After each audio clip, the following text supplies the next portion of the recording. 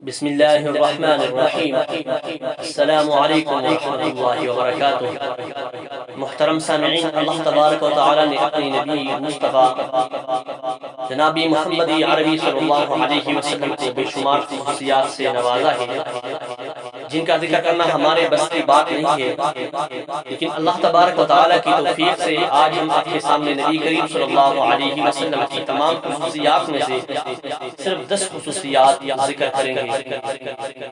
اللہ تعالیٰ نے سب سے پہلے حضور نبی کریم صلی اللہ علیہ وسلم کا نور پیدا کیا، پھر اسی نور سے تمام کائنات پیدا کی۔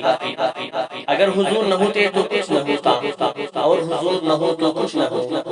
حضور صلی اللہ علیہ وسلم تمام جہان کی جان ہے۔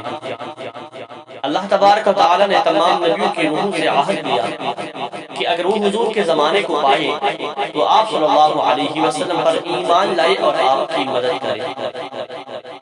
حضور نبی کریم صلی اللہ علیہ وسلم تمام مخلوق الہی میں خود بھی سب سے بہتر ہے، اور ان کا خاندان بھی سب خاندانوں سے افضل ہے۔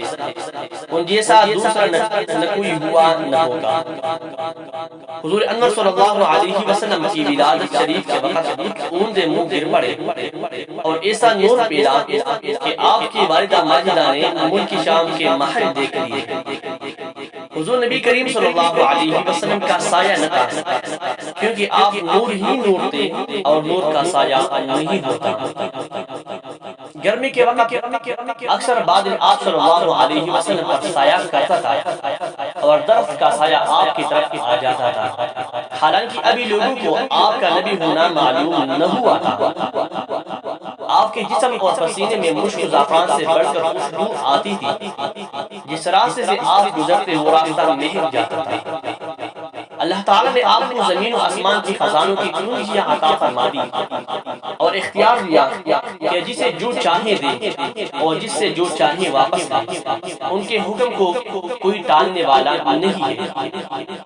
دنیا و آخرت کی ہر چیز کی بڑی نعمت آپ ہی کی توفیق میں ملتی ہے اور ملتی رہے گی۔ اللہ کے نام کے ساتھ حضور کا ذکر بھی بلند کیا جاتا ہے۔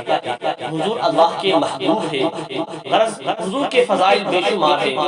وہ اللہ کے حبیب ہے اور مخلوق میں سارے خوبیاں حضور ہی کی ذات پر ختم ہے، جیسا کہ شاعر نے فرمایا ہے، بعد از خدا بزرگ تو یہ قصہ مختصر۔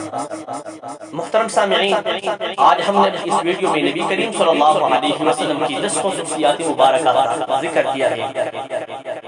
اگر آپ کو آج کی ہماری یہ ویڈیو پسند آئی ہو تو ہمارے ویڈیو کو لائک کرنا، شیئر کرنا اور ہمارے چینل کو سبسکرائب کرنا نہ بھولیے گا۔ السلام۔